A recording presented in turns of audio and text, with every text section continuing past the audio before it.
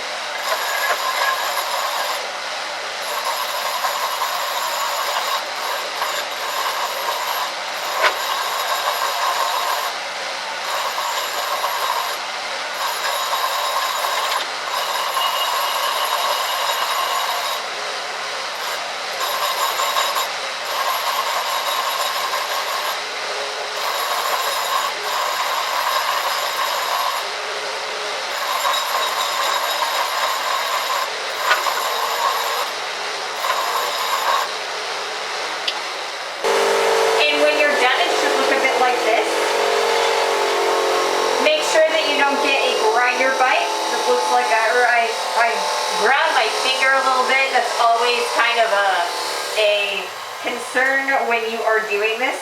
Also, once again, make sure that you aren't heating up your hammer too much while you're doing this, because this is still tool steel. You want to make sure that it is nice and cool and it retains the hardness that you have it for. So this is our radius hammerhead.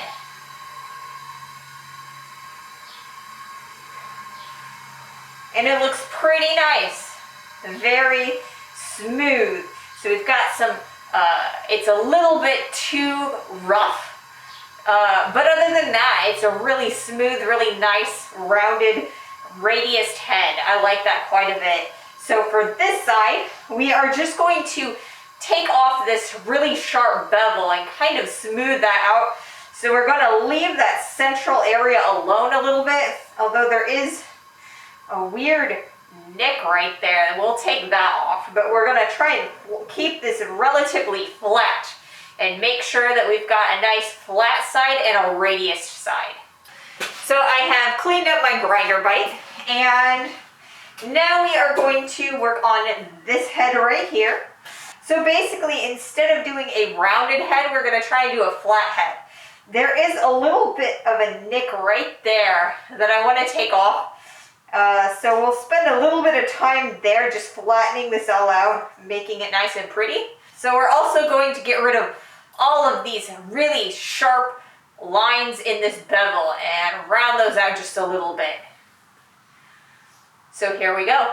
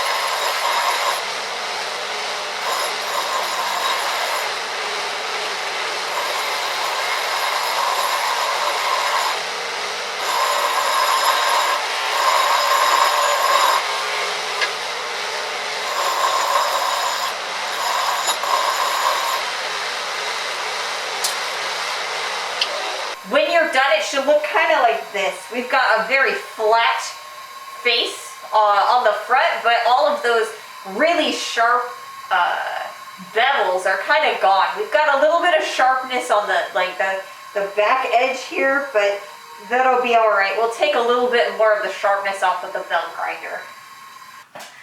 So now that we've got the belt back on, we are going to take off all of the scratches off of here. This is a 120 grit belt, and we are going to take a lot of the scratch marks off of here. This is very similar to what we did with the flat disc from before. So let's start going.